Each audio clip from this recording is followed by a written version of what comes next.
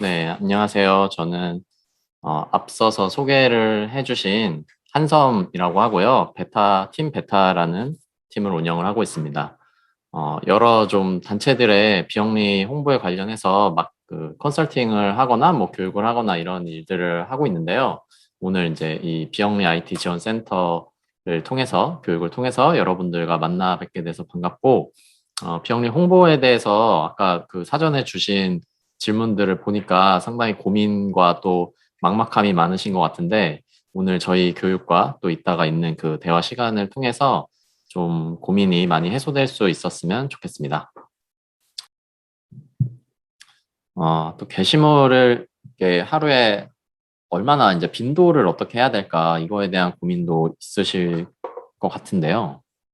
이것도 이제 약간 또 퀴즈 타임인데, 이 땡땡땡에 들어갈 글자가 뭔지 여러분들 채팅창에다가 한번, 이게 벌써 막 머릿속에서 어떤 멜로디가 떠오르지 않나요?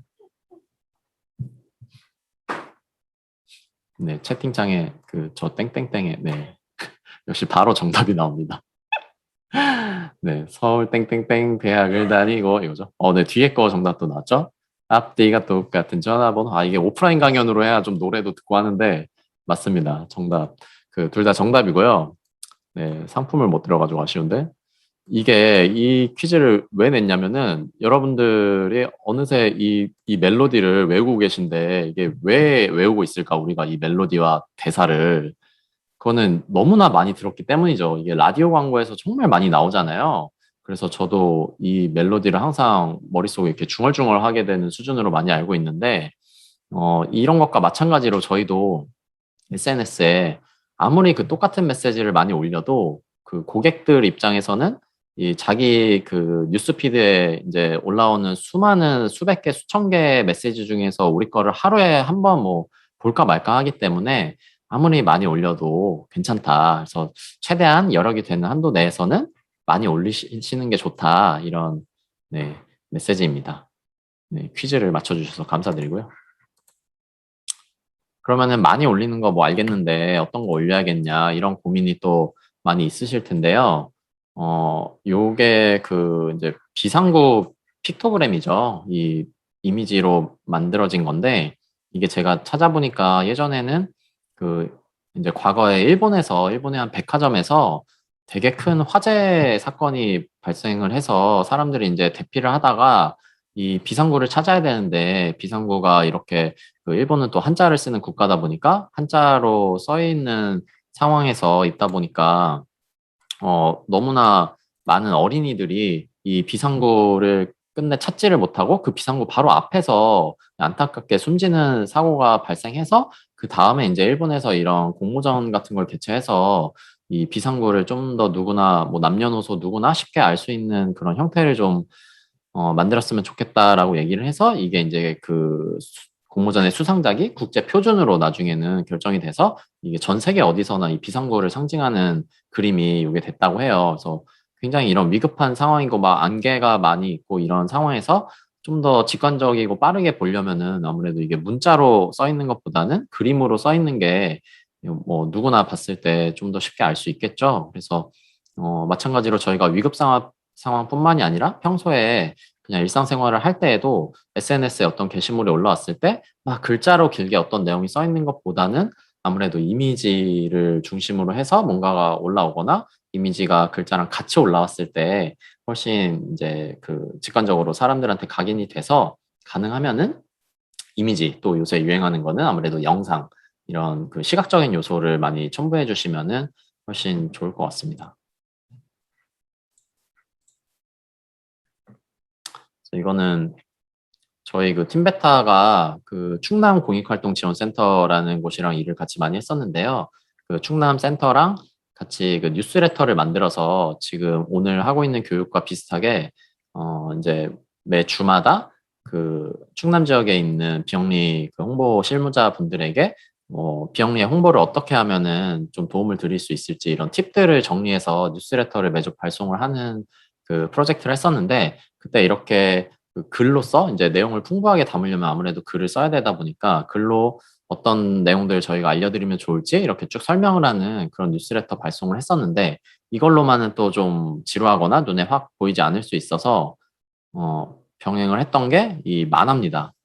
제가 금손이기 때문에 만화도 또 그렸었는데 이 실무자 그 입장에서 어떤 고민이 있을지 좀 생각을 해봤어요. 그래서 이 만화 보시면은 이 실무자가 그 뭐 포스터를 어떻게 수정하라고 하는데 어떻게 해야 될지 몰라서 이런 고양이 같은 캐릭터를 하나 가상으로 만들어서 약간 이게 도라에몽 표절인데요.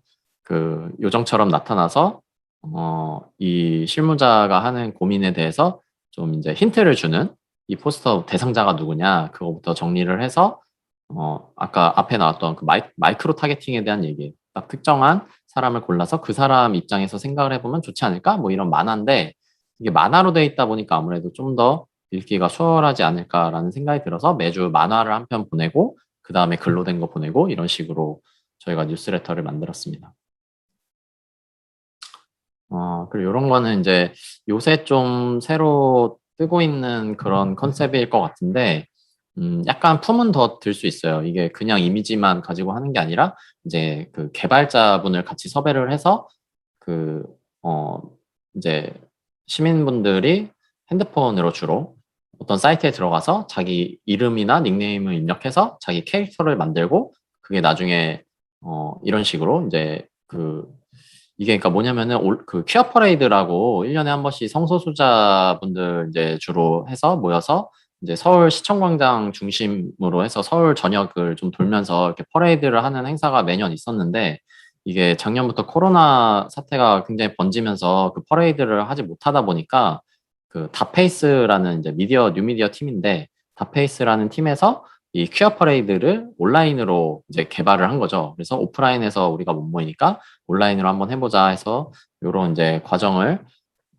팀을 꾸려서 만들어가지고 사람들이 들어와서 여기에다 자기 이름을 넣고 자기 뭐 헤어스타일이나 뭐 옷이나 이런 거를 선택을 하고 이제 소품도 선택을 하면은 나중에 이렇게 인스타그램에 자동으로 해시태그와 함께 걸리면서 쫙 여러 사람들 이미지가 이렇게 같이 보면은 마치 이게 또 하나의 이미지로 합쳐진 것처럼 이렇게 이제 행렬이 되는 그런 멋진 프로젝트를 해서 굉장히 이슈가 됐었는데요. 요것도 이제 그냥 막 글로 뭐 성소자의 인권을 지켜주세요 막 이렇게 하는 것보다는 이렇게 이미지로 뭔가를 보여주니까 더 사람들에게 각인되기가 되게 좋았던 프로젝트였고요.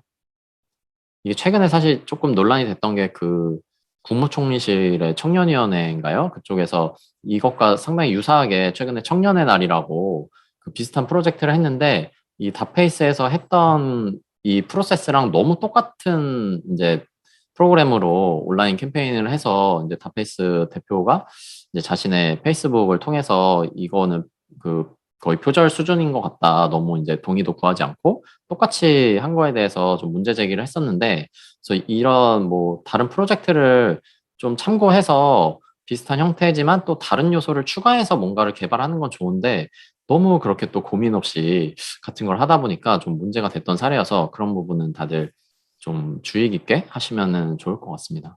그리고 이 다페이스 프로젝트가 사실 더 히트를 치고 관심을 받았던 이유는 이게 그 아까 해몽님 강연에서 이야기하셨던 것처럼 그 인권의 측면에서 어떻게 하면은 좀 더 배제되는 사람이 없을지 이런 것들을 굉장히 충분하게 고민을 한 결과로서 이제 피부색도 그 어떤 뭐 백인이나 흑인이나 황인이나 이런 쪽에 어디에도 속하지 않는 이제 실제하지 않는 노란색을 선택함으로써 좀 더 어떤 가상의 느낌을 주게 했고 또 머리 색깔이나 옷도 현실 세계에서는 좀 입기 힘든 옷 되게 좀 특별해 보이는 헤어스타일 이런 거를 함으로써 그 어떤 이제 인권 침해도 없이 이 모습을 보일 수 있게 기획을 했던 게 그런 게 상당히 중요한 포인트였거든요. 그리고 색상도 좀 이런 형광색들을 많이 써서 되게 독특하잖아요. 이런 것들이 되게 주요했었는데 이런 것들은 없이 이제 그냥 형식만 좀 따라하다 보니까 좀 실패했던 사례가 다른 쪽에서는 나왔던 것 같아서 그런 건 주의하시면 좋을 것 같고요.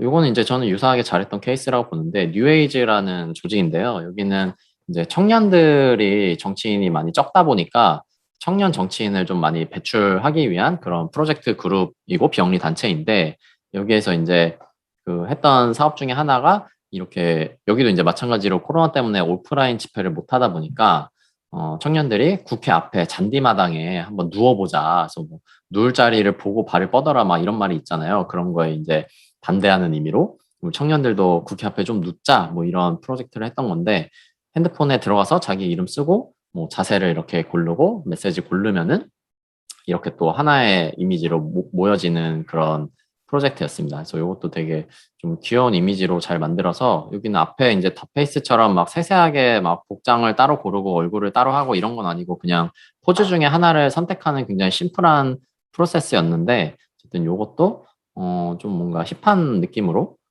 기획을 해서 언론의 주목을 좀 받았던 프로젝트였습니다.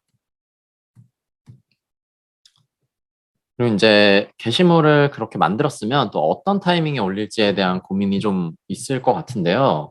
이것도 이제 제가 이 강연을 준비하면서 찾아봤던 데이터인데, 이게 채널마다 좀 특성이 다르더라고요. 그래서 인스타그램 같은 경우에는 뭐, 이 이제 제가 찾아온 오베리오라는 사이트의 이 분석 결과에 따르면 월요일이나 수요일, 목요일 이렇게 평일에 올리는 게 좀 구독률이 좋았고, 그 다음에 이게 이제 그 직장인들이 좀 쉬는 시간이죠. 그래서 점심시간인 오전 11시부터 1시 사이나 아니면은 저녁, 퇴근하고 나서 저녁에 7시부터 9시 사이, 그때 인스타그램을 많이 하니까 그때 게시물을 올려라. 뭐 이런, 어, 조언이었고. 페이스북은 좀 다릅니다. 페이스북은, 여러분들도 그러신지 모르겠는데, 저 같은 경우는 좀 그렇긴 한데, 직장에서 그 PC로 업무를 하다가 페이스북을 보는 경우가 많은가 봐요. 아니면 이제 업무 때문에도 페이스북을 하는 경우가 있을 것 같긴 한데, 그래서 이 목요일, 금요일, 그리고 주말에도 이제 집에서도 컴퓨터로 이 페이스북을 보는 경우들이 있나 보죠. 그래서 오후 1시에서 4시 사이에 페이스북은 게시물을 올리는 게 효과가 좋았다라고 하고, 유튜브 같은 경우에는 주말에 보통 보시는 경우가 많은가 봐요. 저도 좀 그렇긴 한데, 주말이나 평일이라고 하면은 저녁에 보는 경우가 많은데, 평일 저녁이나 주말에 보려면 그 전에 올려야겠죠. 그래서 목요일부터 그 일요일까지, 이제 오전 9시부터 11시 사이, 그 다음에 오후 12시에서 4시 사이, 그때 올려놔야 저녁에 보니까 그때 좀 보면은 올려놓으면 좋겠다. 네. 주말에는 오전에 올리고, 이제 목요일과 금요일에는 저녁이 되기 전에, 퇴근하고 봐야 되니까 저녁이 되기 전에 올려라. 이런 이야기네요. 근데 요거는 사실 그냥 참고하시면 될 것 같아요. 이게 제가 그 온라인 홍보를 전적으로 일을 할 때에도 거기 그 대표님께서 하셨던 이야기가 그냥 사람이 살아가는 패턴과 SNS 보는 패턴 비슷하기 때문에 너무 새벽에 막 오밤중에 올리지만 않으면 사람이 그냥 깨어있는 시간부터 잠들기 전까지 올리면은 어느 때든 무방하다 이렇게 이야기하셔서 저도 뭐 동의하는 바고 그냥 참고만 하시고 그렇게 사람의 일상 패턴에 맞춰 주시면 될 것 같습니다.